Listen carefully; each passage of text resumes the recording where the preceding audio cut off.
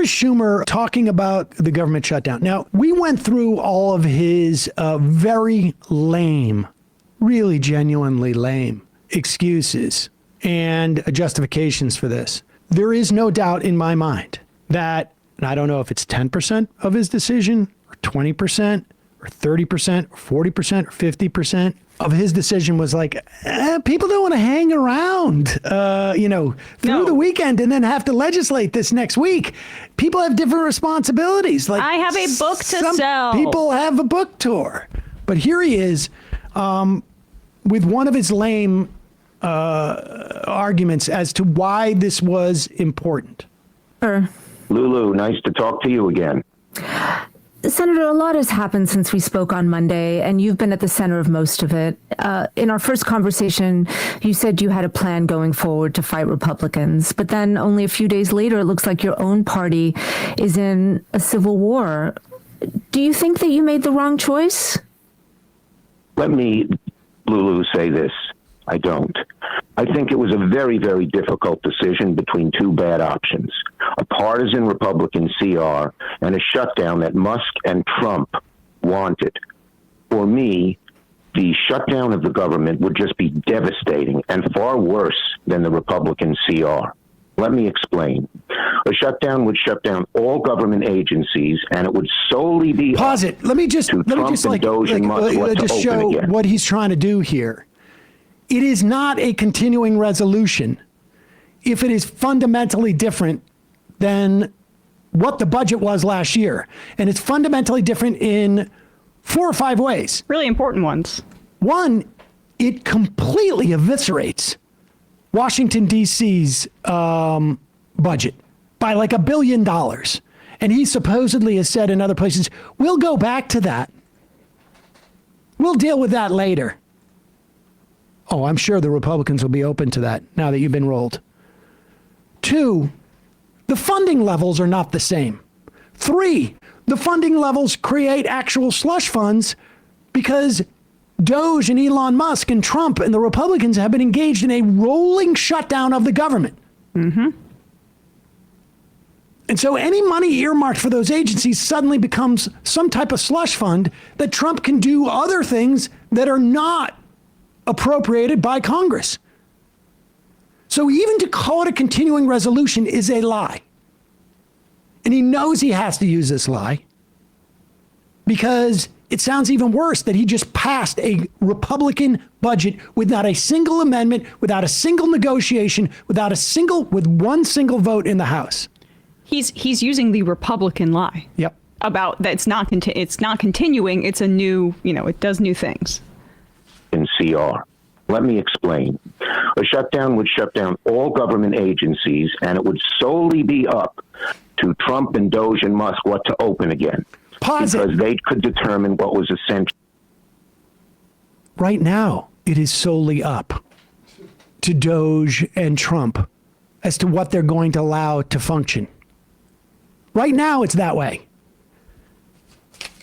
Headline, VOA goes dark. Headline, NIH now advising grant applications to scrub any mention of mRNA, which incidentally, if you know anybody who's like working on cancer, I know actually a guy. Yeah. And for years, he's been like, we are close to figuring out a specific type of cancer. It's going to be mRNA. Incidentally, that research done at the hospital that he's working at. He may have to move to a different hospital. These cuts in Los Alamos, where they take care of our nuclear weapons and engineers. There's a rolling shutdown of the government that has been going on since about the 5th day, 4th day, 2nd day, 1st day of this administration. So the idea that this is going to, that a non-continuing resolution would empower Trump and Musk to do anything differently than they're doing right now is rather specious. The only difference would be is that there would be more news about it. And I say this only because sort of there's an inherent contradiction in what Schumer's strategy is. His strategy is to let them hang themselves, but also we don't want to give them the rope to hang themselves. Give them a lot of slack. Go ahead. A shutdown would shut down all government agencies, and it would solely be up to Trump and Doge and Musk what to open again, because they could determine what was essential. So their goal of shutting down, of decimating the whole federal government, of cutting agency after agency after agency, would occur under a shutdown. It would be devastating. Headline: Trump and Musk decide ICE is the only essential service as people go without food, as people go without SNAP, as people go without Medicaid, whatever it is. I mean, this is the nightmare scenario that Chuck Schumer imagines. Whereas now, they're just chipping away at this stuff. They're cutting the Social Security Administration. Yeah. This is what a government shutdown would have indicated. It would have alerted people to the more subtle ways that the Trump administration is engaging in a rolling government shutdown, because people would have felt it as opposed to it being in quiet. 2 days from now, on a shutdown, they could say, well, SNAP, food stamps for kids, is not essential. It's gone. All veterans' offices in rural areas are gone. Social Security, Medicare, Medicaid, they're not essential. We're cutting them back. So it'd be horrible. The damage they can do under a shutdown is much worse than any other damage that they could do. Positive. They're literally doing that now. They're literally doing that now. And so Schumer's own justification for this is actually giving cover to Musk for what he's doing now. Minimizing it, yeah. In minimizing it. Like, there is no material strategy here. There is no political strategy here. Go ahead. We're cutting them back. So it'd be horrible. The damage they can do under a shutdown is much worse than any other damage that they could do. It can last for, wait, let me just finish, Lulu. It can last forever. There is no off-ramp. One of the Republican senators told us we go to a shutdown, it's going to be there for 6 months, 9 months, a year. And by then, their goal of destroying the federal government would be gone. And finally, one final point here, and that is that right now, under the present law or under the CR, you can go to court and contest an executive order to shut something down. Oh Under a shutdown, the executive branch has sole power. So in conclusion, I knew this would be an unpopular decision. I knew that. I know politics. But I felt so strongly as a leader that I... Did he know that? Did he think that maybe I shouldn't go on my book tour prior to doing that vote? No, I don't think he did. In fact, it wasn't until after that interview that he paused his book tour. That's weird. How did he not know that? He's been in politics for a long time. And why were... Did he know that? Yeah. Neera Tanden, that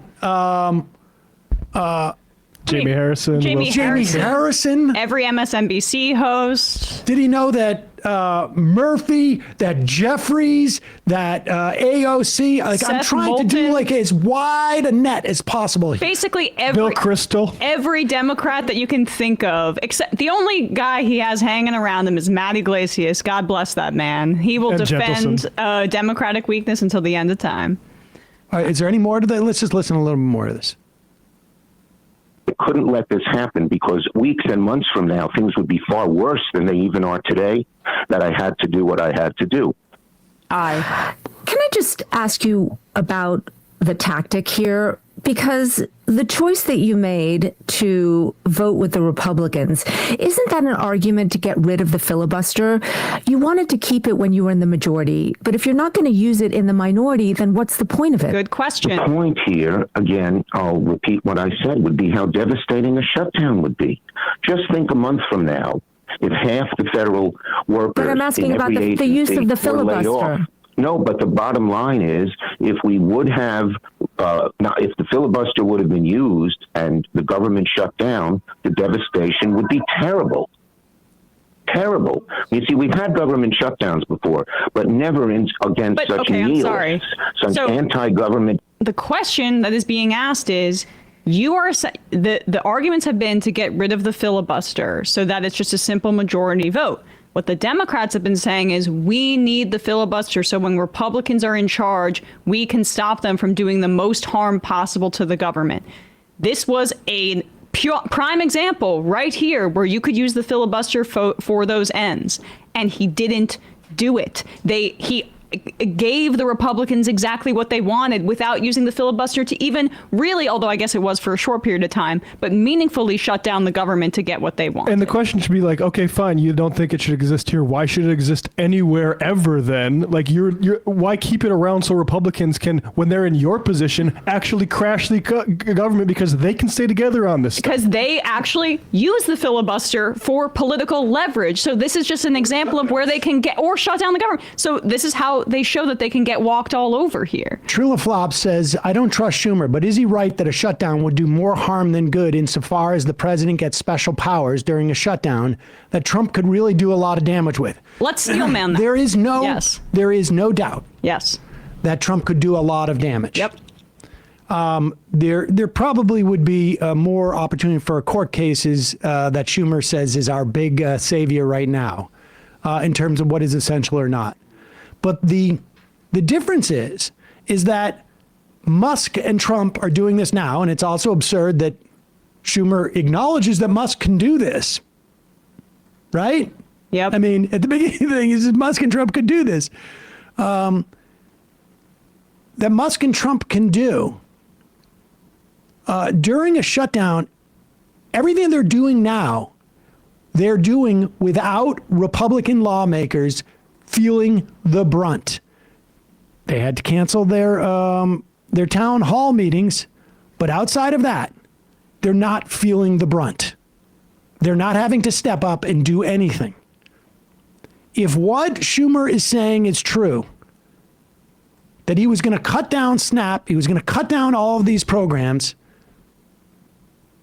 you're at least in a state where the Republicans would need Democrats to escape the political firestorm that would be created. Do you understand? They cannot get out of this. They can't escape it without going to the Democrats because they cannot pass a bill to fund the government. So suddenly, Trump and Musk becomes every single lawmaker in the Senate and the House, it becomes their liability. Right. And they're not going to be able to turn on food stamps in red states as opposed to blue states because that's a much bigger court fight and a much harder one to win. And so you have basically given away all of your political power. In other words, there is no point in you being there. And say he's, has a crystal ball and he could see into the future, two different realities or multiverses. I mean, to throw back to that Gestapo ICE agent wearing a Marvel t-shirt, we didn't even point that out when arresting Mahmoud Khalil. But even if he could see into the future and knew that the government shutdown would give Donald Trump and Musk more power to dismantle the federal government more than they already would, it is still political malfeasance for this reason. Can we just put up AOC's response here? Among the material devastation to everyday people, Senate Dems have now blown a hole in their ability to work with the House. We had an agreed upon plan. House took immense risk, then Senate turned around midway and destroyed it with a fear-based, inexplicable abdication. They own what happens next. What AOC is referring to is that every House member, save one, except for one, stood and held the line on this continuing resolution that is a dirty continuing resolution that gives Trump and Musk more power and Senate Republicans less accountability. That there was a plan going in, and Schumer basically fairly unilaterally and in conjunction with those other 10 abandoned that plan. And there was something that happened over the course of the past 2 weeks or something like that. And my theory is that Wall Street is panicked about the stock market and tariffs crashing and the economy, and that they made some calls to Schumer and Gillibrand because a government shutdown hurts the stock market even more.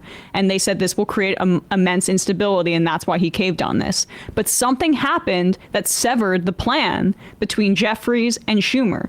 So even if it ended up being correct that this would have given Donald Trump and Musk more power, it is still a complete failure of leadership that he did not coordinate with the rest of the party on a plan and put the House members in a very horrifically precarious situation where they had to put themselves out on the line, as AOC is saying, and it had some political risks because Elon Musk might spend against them. And he threw them all under the bus. So even if you're just a Democratic partisan and you don't really care about these things about fighting and creating leverage, he's hurting other Democrats. Schumer just did. It's hard to find that person that you talk about. Usually we can find some people who is a knee jerk, who's knee jerk. You know, he's the leader of the Senate. He must know what he's doing. It's extremely hard to even find that person. When Hakeem Jeffries was asked on the day of the vote, is it time for new Senate leadership? His response was, of course not. No, I have full faith in Chuck Schumer. Actually, no, that's what they normally give. He said, next question, please. Yep. Because this is the problem with the Senate right now and these institutionalists there with their every 6-year terms and Chuck Schumer basically consolidating power.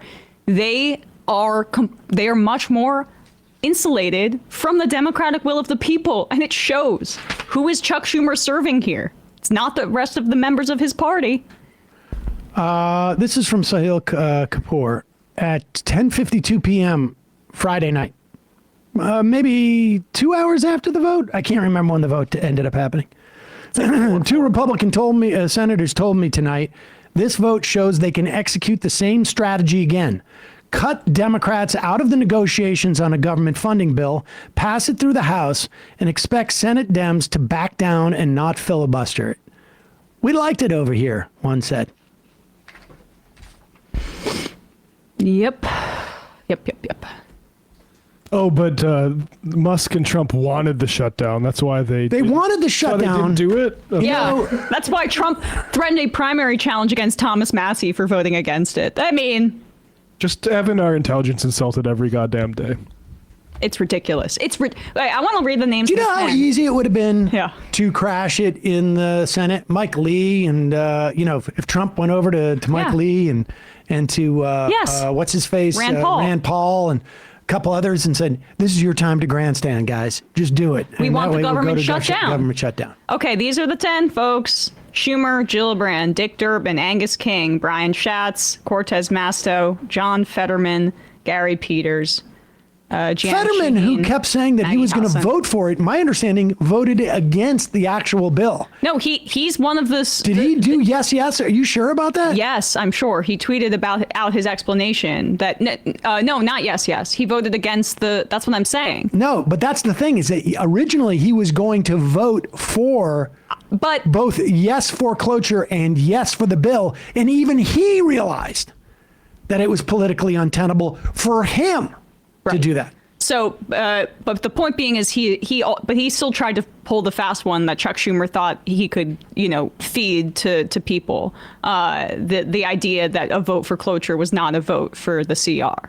That's what Fetterman's explanation was, which is just no one in the world, insulting. Even anyone who knows what cloture is understands the lie. Anyone who doesn't know what cloture is not paying attention to the entire thing at all. Yeah. But that's what they rely on. They're following the James Carvel's, just give him 30 days and he'll do it himself. And it's this notion of we can just wait. I mean, how many times does that strategy have to fail?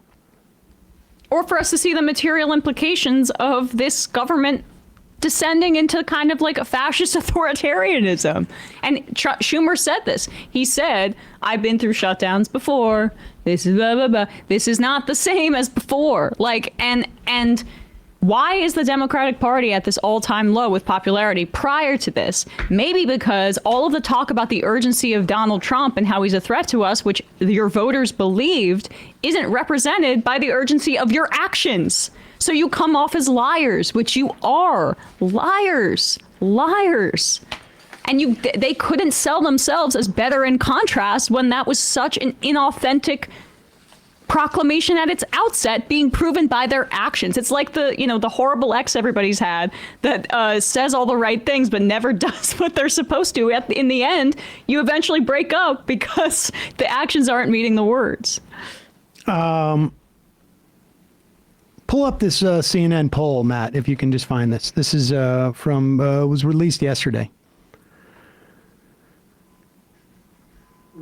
Among the public overall, the Democratic Party's favorability rating stands at 29%. This is a record low in CNN's polling dating back to 1992. To 1992. Before I was born. Oh, that's disturbing. Sorry. Bill Clinton won with 45% of the vote. And Bill Clinton's entire campaign was sort of built around this idea of we've got to run away from the Democratic Party. A drop of 20 points since January of 2021. Republican Party stands at 36%. And this is what's fascinating. Many in the party, this was taken in March 6th to 9th, so about, I don't know, 4 or 5 days it ended before the Democrats capitulated to Trump, or those 10 did. Chuck Schumer did. Many in the party saying publicly their leaders should do more to stand up to President Trump. Democrats and Democratic-aligned independents say to do this 57 to 42%. That Democrats should mainly work to stop the Republican agenda rather than working with the Republican majority to get some Democratic ideas into legislation. Understand that relative to this time, more or less, probably September of 2017, 8 months into Trump's first term, 74% of Democrats, you remember the resistance at that time, 74% of Democrats in 2017 and Democratic leaders said their party should work with Republicans in an attempt to advance their own priorities, just 23% advocating for a more combative approach. And now the numbers are 57 to 42% flipped. Prior to this. In the days before Yes. Schumer does this. He is so out of touch where the Democratic Party is. So out of touch. Not just the voters. Here's an example of that right there. He has no clue what's going on. Completely no clue. Writes a book about anti-Semitism. I'm glad he did. Good for him. But it's about as relevant to this moment when you're capitulating to Donald Trump. I mean, during the Bush years, Josh Marshall had this theory that I doubt he talks about anymore because it's, but it was called the bitch slap theory of politics. That it didn't matter what it was that George Bush was doing and the Republicans were doing to the Democrats. He was beating them up. And what that communicated to Democratic voters was that if the Democrats can't even stand up for themselves, if they don't keep getting personally and as a party humiliated, how are they going to stand up for us? There's like a meta story that's going on here. And every time you empower Donald Trump, every time you do not show an act of resistance or a willingness, and I understand, believe me, the impetus for saying harm reduction, but they're cutting SNAP benefits now. Right. They're destroying the Social Security Administration now. They're doing all of this to undermine these things now. They're wreaking terror now. It's ongoing. So now you're quibbling about a matter of degree, but the big difference is in the second case, they're paying a massive political price, and there's actually like an opportunity for pushback and to stop the whole project. Yep. And I mean, I think our friend of the show, Van Lathan, said this on Higher Learning, like even in reference to the Democrats, where people just, if you're fighting a bully, it doesn't matter if you win the fight. You've just got to land a punch. Just got to land a punch, because it's that quote that you just referred to from the Republicans. They know that in the fall, when they're not going to need Democrats, why would they seek the Democrats out? They could codify in the like more formal budget process all of this stuff that is so horrible that the Democrats agreed to, but without any Democratic input whatsoever, because this was the time to use leverage. It's the only point of leverage that the Democrats in the Senate have for the entire calendar year. For the entire calendar year, because they don't need Democrats in the fall. Nope. This is Schumer responding to questions from reporters about that provision in the Republican budget bill, which he helped pass, about Washington, D.C. Schumer's response was, first, Republicans made this mistake. It's in their bill, so they're responsible for it. Wait, what? Why'd you vote? His whole dynamic has been, we want to prevent harm. But when D.C. loses $1.5 billion in their budget because of this bill, he says, well, the tricky thing is Republicans are responsible for it now. This is completely contrary to his perspective on the whole thing. But a number of them realized it was a mistake, and I think we can fix it, and I'd work with them to fix it. Somebody just pickpocketed you, and you're like, but, I'm going to talk to him and see if I can get my wallet back. But I handed it over to him. This is when you talk about him being a concierge. This is what it is. Like, sorry, you're not a wartime leader. like the amount of urgency that is required here, he's completely incapable of. Because there's the other part of doing politics, which is like the communicating, the theater of it. Especially when you're out of power, articulating the urgency of the moment is a part of that. And you do that with your actions. And you do that by demonstrating that to people. So he's not doing any of the politics that are required for a moment where we don't have actual power, where the Republicans have the Supreme Court, the executive branch, and both chambers. All right, we got to take a break, head into the fun half of the program. We'll play Chris Murphy on this. That's so much fun. So much fun. Your support makes this show possible. You can become a member at jointhemajorityreport.com. When you do, you not only get the free show free of commercials, you get the fun half. Also, don't forget, justcoffee.coop, fair trade coffee. Use the coupon code majority, get 10% off. ESPN on hiatus. See what's... Well, to be honest, I think for now, we're going to reassess, but it does feel a little weird not to do ESPN without Bradley. He's my buddy on it. So I'm going to think about it a little bit more in full transparency. All right, so deep hiatus. Yeah. But, we'll work on some other things, because right now, I just think like my whole investment right now is in politics. So I want to do even more on that front. To be determined. It's always crazy when sports is going off and the world's falling apart at the same time. I honestly, I've never been less engaged in sports recently, and it's because I just can't stop. It's because you're a Giants fan. And my team. It's weird. I don't think I've watched this many basketball games in years, and I'm doing it basically because I need an hour and a half of escapism. Yes. Where it's the only time where I'm like, because you can't, unlike baseball, you can't look down at your phone in between plays or you're going to miss something. The game's so fast. Right. And so it requires like my undivided attention, of course, until I get to a timeout.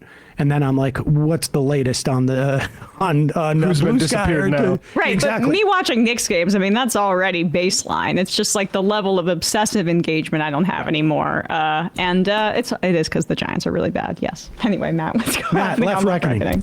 Yeah, Left Reckoning, patreon.com/Left Reckoning. Become a member and get access to our Sunday shows, which include Dr. Abdul El Said talking about Medicare for All and also the attack on the NIH and just a horrific brain drain that we're seeing right in front of our eyes on top of everything else. And tomorrow, Kowalski going to be joining us for a farm report. So check that out, Left Reckoning. Go subscribe on YouTube. Quick break, fun half.